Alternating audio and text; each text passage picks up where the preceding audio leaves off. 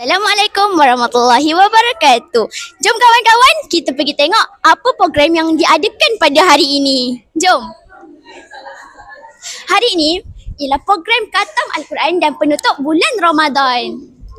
Hari ini sekolah kita ada menunjukkan majlis penutup bulan Ramadan dan penutup Khatam Al-Quran bagi bulan Ramadan untuk tahun 2025. Dan hari ini juga kita ada mengadakan program agihan bantuan sempena bulan Ramadan yang mulia. Apakah yang Ustazah harapkan dari program ini? Ustazah harap program pada hari ini akan berjalan dengan lancar.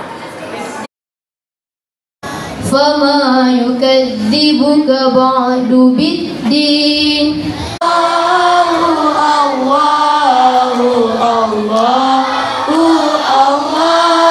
Assalamualaikum, nama saya Fatma Husna Azhara binti Bab Islam dari kelas 5 Al-Nuri.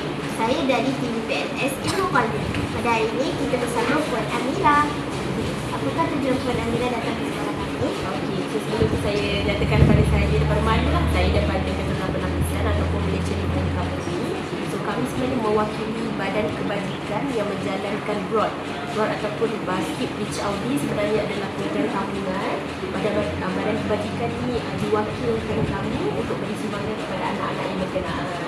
Itulah tujuan daripada pendidikan sekolah. Terima kasih atas waktu yang kami beri. Terima kasih. Okey, terima kasih. Assalamualaikum. Assalamualaikum warahmatullahi wabarakatuh. Saya Raisya Safia binti Muhammad Syafi'i daripada PSS Ibnu Khaldun. Hari ini saya bersama dengan Puan Juliana. Puan, hari ini kita ada program apa? Oh, kita ada program Infak Ramadan.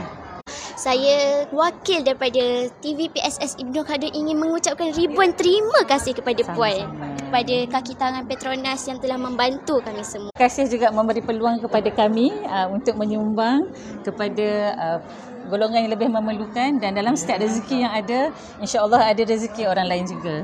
Amin. Sekian, terima kasih.